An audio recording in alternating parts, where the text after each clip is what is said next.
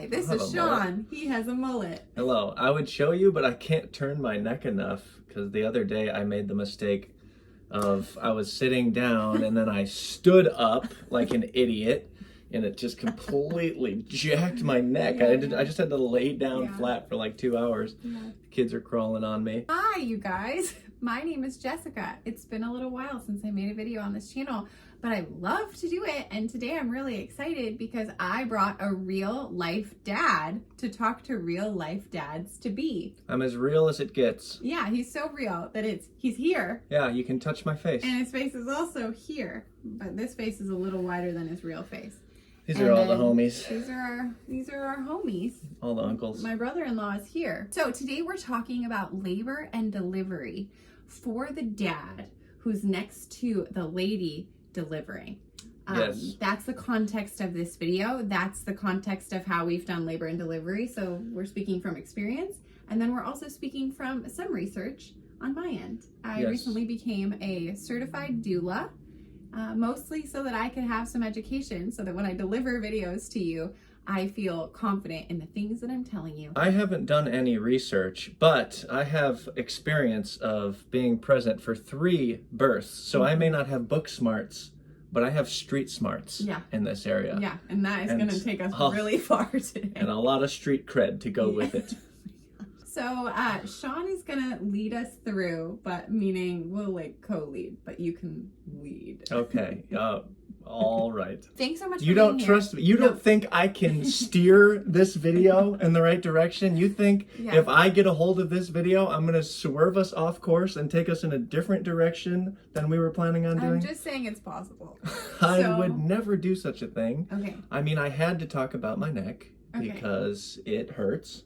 And they're going to think I look silly when I'm not turning my neck as much as I usually do. I'm normally like an owl. I can practically spin my head 360 degrees around. This is what I mean by owl lead. Okay, bring Shaun off the channel. Did you say owl lead? Owl lead. So dad jokes. Dad jokes just start falling out of your mouth when you start having kids. It's beautiful. I was born this way. Yeah. We've already made a video together a few months ago about the pregnancy process from your perspective. Today, we are in for a real treat, hearing about labor and delivery from your perspective to set these dads up for success. We're going to try and keep this as short and sweet as possible because we know that dads don't have time. They're going to watch this probably while pooping. If I know a dad, which I know a dad, they are going to spend the time that they spend going to the bathroom, staying in the bathroom for way too long. If I had it my way, I would have filmed this video while pooping. So I knew I was getting old. I officially knew I was old when I found myself saying to my wife, "Hey, sweetheart, where's the preparation H? I feel a Hemi coming on." So gross. Except the women sometimes get Hemis. What's a Hemi? What? Hemorrhoid. Yeah, they get hemorrhoids when they have babies. It's not uncommon. That's she only knows from research. She doesn't have any street smarts in this area. I, however... I do want to say, if you like the video, go ahead and like it. If you want to subscribe to my channel, that doesn't do a whole lot except it makes me look more credible when new people come and they're like, what? She has this many subscribers? But the best thing you can do is share this video with all of your friends. That's so true. Thank you. Yeah. And shop our small business. Oh, that's the best thing you can do. Very Good Mothers Club. We also sell stuff for dads. See? They don't sell this though. It was a sample. Now, let's jump in. That intro was solid. Can we actually jump in? Okay, ready? From the bed? Yeah. It's gonna look awesome when you edit it. Yeah, right. Okay, ready? I'm not gonna edit it. 1, 2, 3, jump. Wow. Both of our youngest kids are sleeping, which means we are on a time crunch because when they wake up, we will not be making this video anymore. So we're going to shower you with love and tips on how to be the dad in the birth thing. Your role in that dad role, you're the supportive role. You're not giving birth, but you are helping give birth.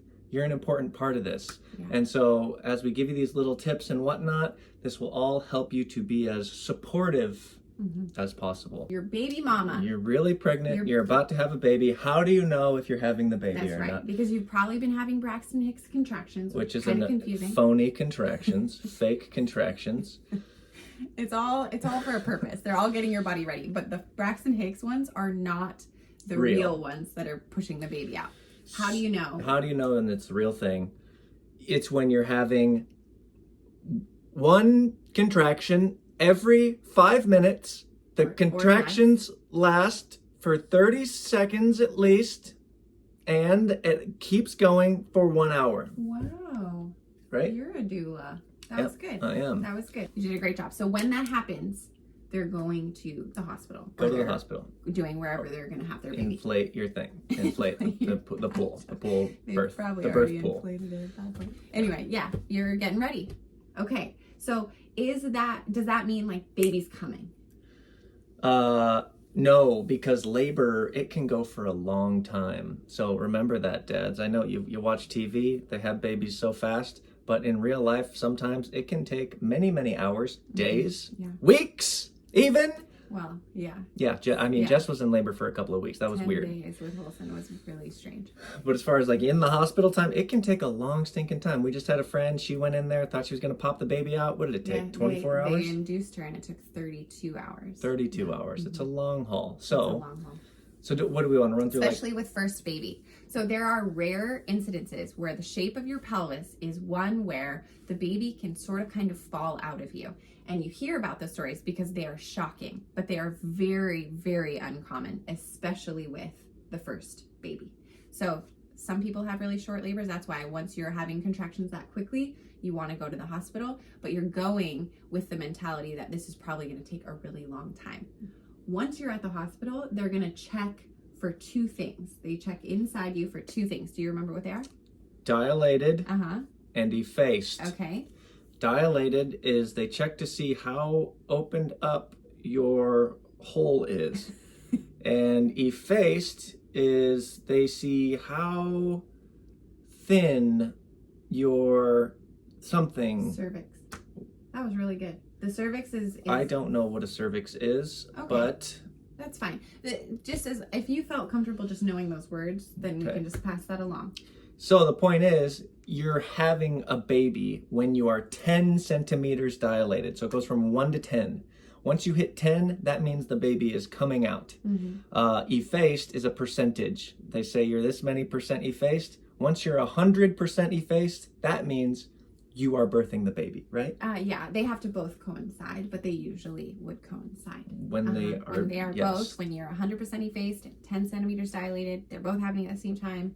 Out. Well, that can be discouraging when you go to the hospital, you think you're in this huge labor, you think the baby's going to come out any second, and then yes, you're in pain, and then they check, and then they're like, okay, you're 1 centimeter dilated. Or like you can be 1 centimeter dilated for weeks. So that can be discouraging. Just stay the course. Stay the course. Dad, what do you bring with you? Because if it's long, you got to be ready. So you want to make sure you bring lots of food, snacks, drinks. Bring a cooler. I haven't done that, but I will. You wish you did. You will not, because we will not be having any more babies unless we do, Lord willing. Okay, so throwing a lot at me. A lot of snacks. They love the ice chips. Mom loves ice chips. Ice chips for her. Order those ice chips. Order them the same way you order nachos at the Mexican restaurant. Just more nachos, please. Hey, could you bring some more nachos? You preempt. You're like, well, you're not even halfway through that basket of nachos, and you're like, can we get some more nachos? Because by the time you get to the table, we will be finished with this bag of nachos. So you want to treat the ice chips like that. Okay, so he's on to something here. The hospital has awesome ice chips. The women, the mom, the lady giving birth, she might not be allowed to eat anything depending on how baby's doing, how everything's going. If they think at all that you might be having a C-section, they're gonna not want you to eat anything. Moms, you're gonna want to eat probably early labor, and then as things go on, you're not really gonna want to eat for. I would do something like, because it's a sandwich is very comforting. So you're like, I want to comfort you, and she's screaming. You're like, do you want a sandwich? Yeah. It's a French dip. Yeah. So sorry, it's a little messy. Ice chips. I'll dip it for you. Turn on the camera, and this is Shaun over. Bring your There are charger. some things that play into how your experience is going to be. If your lady wants medication, if she wants an epidural or some sort of comfort medicine, then that may make everything a lot more calm. You might be talking, you might be laughing, you might both be sleeping.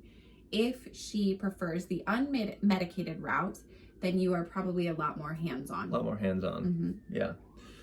In that case, you're going to want to be ready when they contractions. That's when it hurts real bad, is they have these contractions and they keep happening. So you can watch the little monitor. If you're at the hospital, you watch the little monitor, and you can see like, oh, here comes a contraction. And so then you can be like, okay, here comes one. You got this. It's going to be great. I would push on Jess's back like this.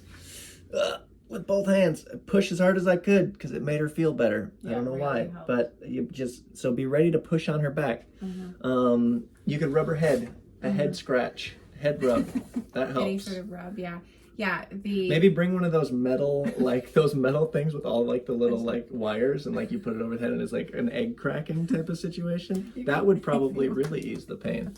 So maybe bring one of those. Maybe. I'll put a link to one of the. Let us know. If you do. Let us know. Send a picture. Yeah. When the pain is overwhelming, if there's some other senses being stimulated, like a rubbing, massaging, or rocking taking place, it actually does relieve some of the pain for her. And Street smarts. it can't. It can't. Oh, you.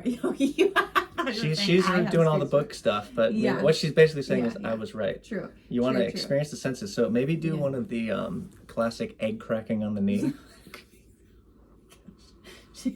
She'll forget about the contraction once she feels that. She'll be like, "Oh, it does feel like an egg running down," and then she'll have gone through the contraction. You're reminding me of something good. You might want to stay quiet during labor and delivery, depending on how much pain she's in. Maybe I'll stay quiet for the rest of this video. Please don't.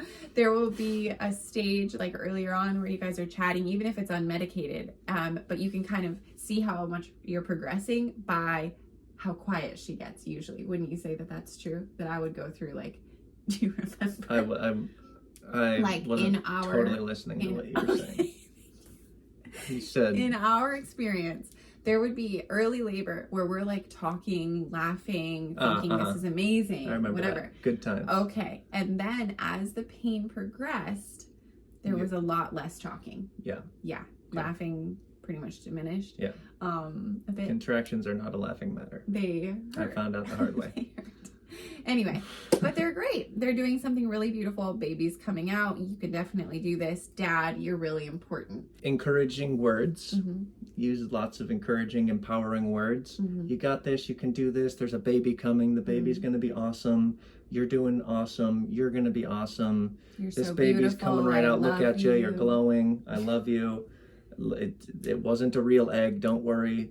It's like when you do the egg cracking thing? Lots of encouraging words and all of that. And then the other thing, don't freak out. As the dad, you get to remain calm because you're not the one who's in horrible pain. So if you're in like crazy pain or you're scared or whatever the mom is going through, that might cause you to freak out. So the mom might freak out, but you have the advantage of just being in your normal skin and not having contractions. So you get to be the calm one. You get to be the one that everything's okay. If you're freaking out, then she's gonna double freak out. And then another one, I don't know if this is a thing or not, is maybe try not to be a know-it-all. You know, maybe you're in there and you're just like, okay, no, this is what you need to do. You know, you just gotta, like that kind of thing. Really I've got figured out how you need to deal with your contractions or something. Yeah. Or like get mad, like get like frustrated, like, no, you're doing your contractions wrong. You know, something like that.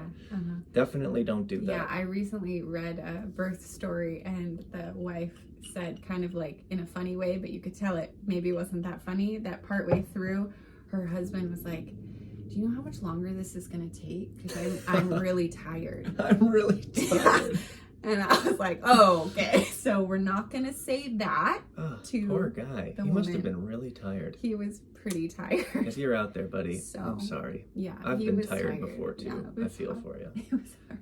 A darker, quieter setting, a comforting setting, that can actually help chemicals inside of her body Ooh. produce the things they need to produce. If there is like a stressful environment, noisy environment, something where inside of her she's kind of having to be like vigilant, that actually slows her body's natural labor process down. Music. Bring a Bluetooth speaker, a that's birthing playlist, and then you can just have it ready, have it on deck, and then you'll be a hero. You're going to be at the hospital, she's hurting. You start playing that music, all calming. Yeah. Big win. Big win. Put a washcloth on her head. Just like a dry washcloth? No, wet, cold, freezing cold.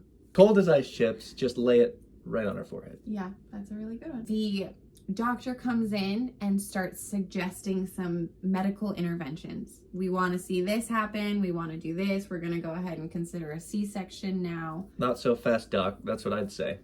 Okay. And then I'd Tell me probably about say there's that. a new doctor in town, and it's me. And I got my MD on the streets. Okay. So don't say that. Mom isn't in her right mind. She doesn't need to be thinking through big, heavy decisions. So you kind of want to be ready to make some decisions. And if the doctor's trying to be quick to possibly do a C-section or possibly do an epidural, if she didn't want an epidural, what other things do they do? I don't know. Yeah, just anything like that. If it's some sort of medical intervention that they're offering, you are an advocate for For the mom. Yes. And you know what? You just might need to tell the doctor, listen up, doc. Give us the room for a second. Let the doctor step aside and calmly talk it over with the mom. Yeah. Like, and this so would what do be, you want? What do you really think? Yeah, You know, this would be if it's not an emergency. So you can even ask the doctor, Dad, Is hey, this an emergency? Ooh. How much time do we have to figure out if this is what we want to do? That's a good one. And because if it's an emergency, a real one, then what you're dealing with is your person, your baby mama, your wife, she might now be feeling let down because the birth dream she had is gone. Ooh, you mean the birth dream of like delivering vaginally or unmedicated or whatever. People go into it with really high hopes of how they see this all going. Would you feel like if let's say a girl like is going in like wanting to do it natural without any medication, and then she gets an epidural, would she be feeling like, oh, I failed? Definitely. I blew super common. My labor. Super common. Or if she ends up with a C-section, she feels like she failed. She might feel like she harmed her baby. She didn't do what was best for her baby. She didn't bond properly with her baby. What? She didn't set her baby up for success. These are things I hear all the time. Oh my gosh. All the time. Even for emergency C-sections, I've heard moms say, I feel like my body didn't do what it was supposed to do because I would have done it vaginally if it had done it properly. Wow. Yeah, so for the husband to know that, that's really important, because already you can be offering support, offering encouragement, being like, you are doing the best thing for our kid. Thank you for sacrificing your idea of what this was going to be for the sake of us as a unit. And this baby. Yeah. So I think for you, we're doing what's best for the baby. we're doing what's best for the baby and what's best for the mom. If the doctor is suggesting something, you want to know, is this an emergency, or how serious is this? And then hopefully you guys have a level of trust with your medical provider that, for us, if Dr. Lantry came in and said, hey Jess, I'm taking you for a C-section, you and I both would have been You'd be like, whatever you say, doc. Yeah. We trust you. Totally. But conversations would need to be had prior to this moment. Well, then that's a good conversation to have. Ask the mom, how do you see this labor going? What is your thing? And then are there some non-negotiables? Are you wanting for sure to get an epidural? How would you feel if you got a C-section? I never asked you that question. I mean, no, I wouldn't think to ask that. Like, how would it make you feel if you end up getting a C-section when you go in? We had no clue. We didn't do anything. We didn't watch anything. We had no idea. Yeah. Thankfully, we had a good doctor, because our friends had the same doctor. And fortunately, I had a lot of street smarts on the matter. So. Fortunately, lucky us. Lucky us. We had Shaun. No, we had Gina Gleason. Oh, yeah.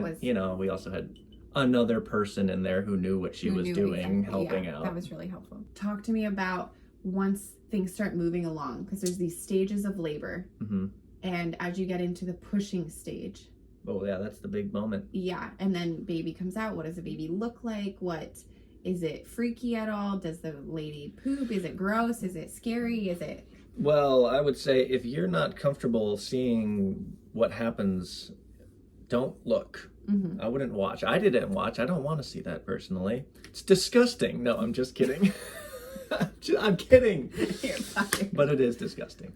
So I happen to think it's amazing. And yesterday I watched videos of strangers delivering, and I watched the head come out, and I thought it was magical. I have never watched that. Yeah, so Anyway, yeah, if you're not comfortable know your watching limits. that happen, just don't do it. Don't Yeah. try to be a hero. yeah. If you are really into it, some dads are really into it. They want to watch it. They want to be in it. But just know all kinds of fluids come out when they're giving birth.